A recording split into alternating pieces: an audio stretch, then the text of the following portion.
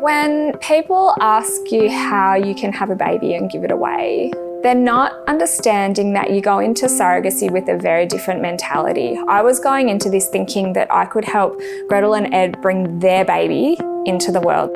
So when I was pregnant, I was so excited that they were going to be having a baby. It was very much about them the whole time. So I was diagnosed at the end of 2015 with neuroendocrine cancer. I did ask my oncologist at the time about fertility preservation, and the answer was basically, you don't have time.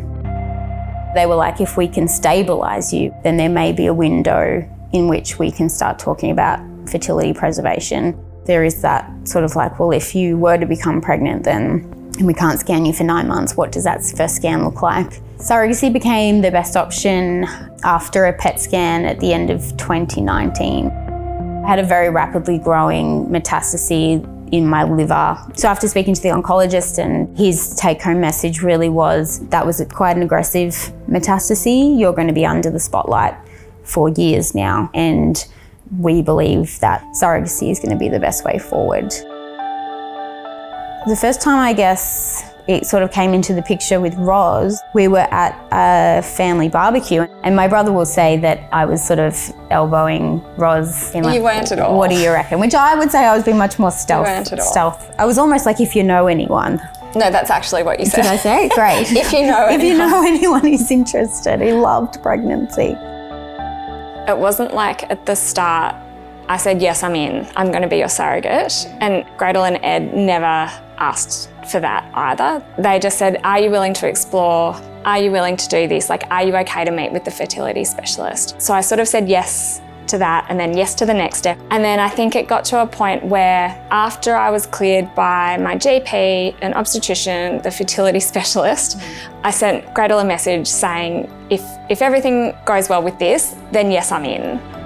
Surrogacy it's a really slow process. It's so slow. You're constantly just treading water, and you're just waiting to hear about when the next appointment is. So yeah, we had a lot of counselling. You've been asked every question under the sun. What if, Roz has a late-term miscarriage? How are you going to manage that as a team? What if the child has a disability? Are you going to terminate the pregnancy? How will you look after Roz? What support would be in place for the child?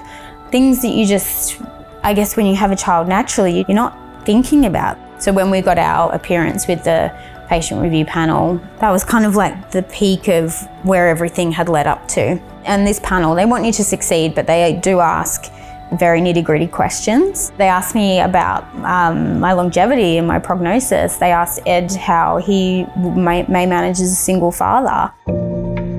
Being part of the pregnancy, being part of the milestones, navigating through COVID, a lot of it happened over FaceTime. Our obstetrician recommended the Epworth. They've done surrogate births before, and she felt that it had been managed really well, and it was a maternity concierge. She sort of became the point of contact for anything that I needed to talk about or address, or what can we do to make sure that everything that you've discussed with your counsellors and everything can take place. It's incredibly special and rewarding to be almost the second person people tell that they're having a baby. It's such a special secret to keep.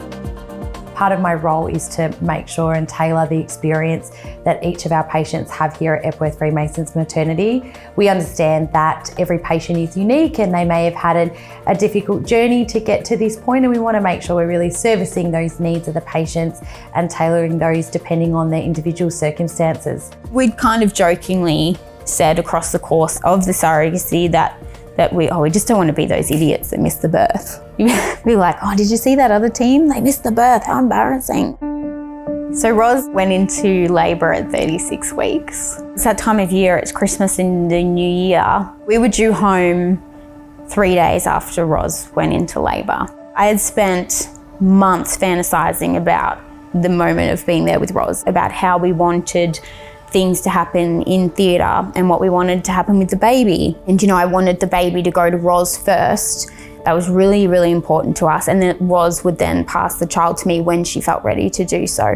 Whether that was in the first half hour or whether that was hours later, I didn't care. So yeah, I had to do a complete 360 and just be like, typical bloody birth plan. It's not going how you thought it would go, and that's maybe what 99% of parents get, and so welcome to the club. We moved our flights for the following morning, and we watched the whole procedure over FaceTime, and it was just mind-blowing. So we got to hospital the next morning. And they saw him for the first time while I was holding him. And so we just sort of had a moment where we were all just kind of looking at him, and I think just trying to come to terms with what had just happened. You're like, oh my God, it took. Yeah, and then after a bit, I just said, do you want to hold him? And Gradle said yes. So she sat down and I passed him over, and it was really beautiful. I'm incredibly proud of what we've achieved and what Roz has done for us, and I'm so proud that that's how Oscar came to be, and I just think he has the best story for show and tell. And we will tell him in age-appropriate ways how he came to be, about how many people were invested in him to make him a reality. It was incredibly special to be involved in the meeting of Oscar and Gretel and Ed for the first time, being involved with them all for close to 9 months and getting to know their journey and being able to be a part of it was incredibly special and something I'll absolutely treasure. The hardest thing about having someone birth your child and make you a family is that there's never a gift good enough to give in return. But you know, Ed and I celebrate her just by looking at Oscar every day. Aww.